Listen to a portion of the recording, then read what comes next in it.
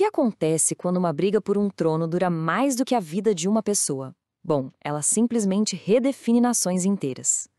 A Guerra dos 100 Anos não foi só uma das mais longas da história.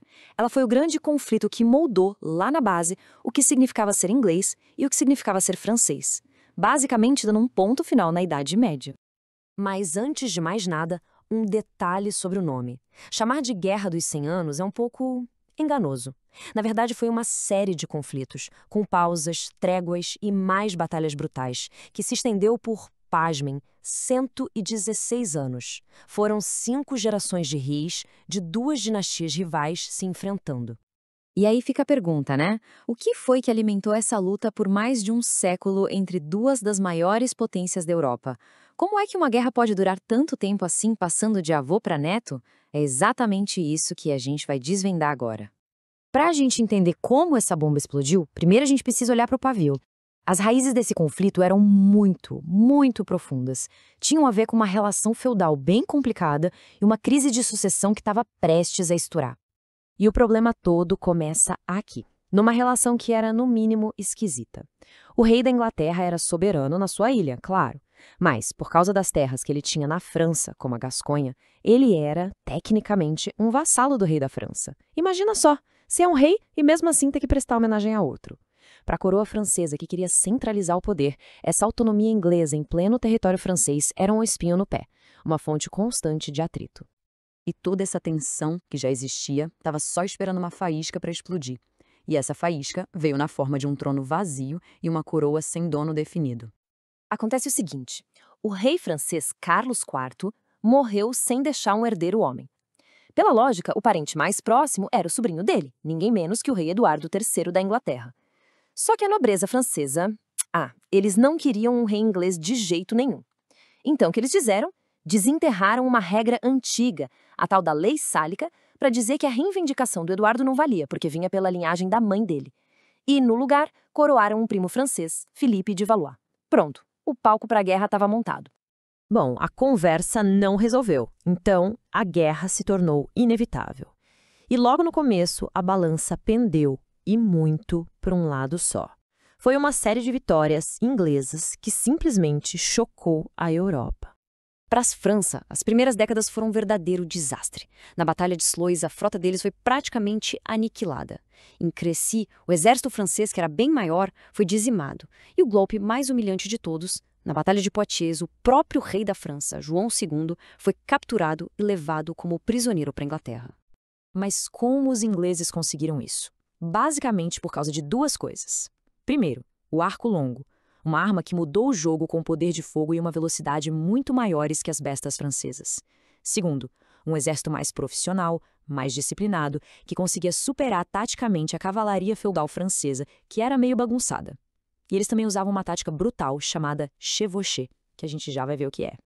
E essa citação aqui resume perfeitamente o caos que a França virou. Pensa só, décadas de derrotas, a peste negra varrendo o continente e um caos interno. O reino estava de joelhos. Um cronista da época descreveu uma terra arrasada onde a lei e a ordem simplesmente não existiam mais. A França estava sangrando. O reino estava em colapso, parecia que não havia mais esperança. Até a chegada dela. E é aqui que a história dá uma virada de 180 graus, daquelas de cinema. Das cinzas da derrota, a França encontraria uma nova esperança, liderada por uma figura que ninguém poderia imaginar. Uma camponesa, adolescente, analfabeta, que afirmava ouvir vozes de santos. O nome dela era Joana d'Arc, e ela ia mudar o curso da história. A chegada de Joana foi como um choque de alta voltagem no moral francês. Ela inspirou o exército a quebrar o cerco de Orleans, uma vitória que parecia impossível. E mais importante ainda, ela garantiu que o herdeiro francês, o Delfim, fosse coroado rei Carlos VII. Isso deu legitimidade ao reinado dele e transformou Joana num símbolo da resistência, mesmo depois da sua captura e trágica execução. Para a gente ter uma ideia do quão brutal essa guerra era para a população comum, é preciso entender essa palavra, chevauchée.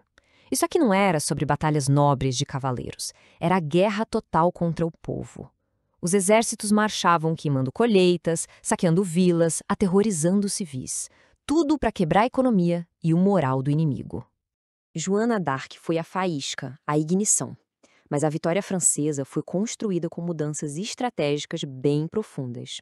O rei Carlos VII aproveitou o embalo para modernizar o exército. Os franceses desenvolveram uma artilharia muito superior, que podia derrubar as muralhas dos castelos. E, o ponto-chave, em 1435, o poderoso Duque da Borgonha rompeu a aliança com os ingleses, unindo a França contra um inimigo em comum. Com o jogo completamente virado, o fim dessa luta tão longa finalmente estava à vista. A vantagem tanto tecnológica quanto política agora era toda da França. A batalha final, o último grande confronto, aconteceu em Castillon, em 1453. E ali, o novo poder da França ficou escancarado. Os canhões franceses simplesmente dizimaram o exército inglês que avançava, matando até o lendário comandante deles, John Talbot. Foi o fim simbólico do domínio inglês no campo de batalha. E esse slide aqui, nossa, ele mostra o resultado de um jeito que dói. Depois de 116 anos de guerra, de sangue derramado, de tesouros gastos, a Inglaterra, que começou com territórios enormes, terminou com apenas um portozinho, Calais. Foi uma perda quase total. Então, no final das contas, por que essa guerra é tão importante? Porque ela forçou a Inglaterra e a França a se enxergarem como nações diferentes e não mais como um emaranhado de terras feudais. Ela acelerou o fim da era do cavaleiro medieval e deu início à era dos exércitos profissionais. E para a Inglaterra, a derrota humilhante ajudou a detonar sua própria guerra civil, a famosa Guerra das Rosas. Mas, peraí, a guerra acabou mesmo em 1453? Então, embora as lutas tenham parado, não teve um tratado de paz oficial por mais de 20 anos. E o mais curioso de tudo, os reis e rainhas da Inglaterra continuaram a se chamar oficialmente de Rei da França até 1803. Imagina só, uma sombra de uma briga que durou séculos, mesmo depois da última flecha ter sido atirada.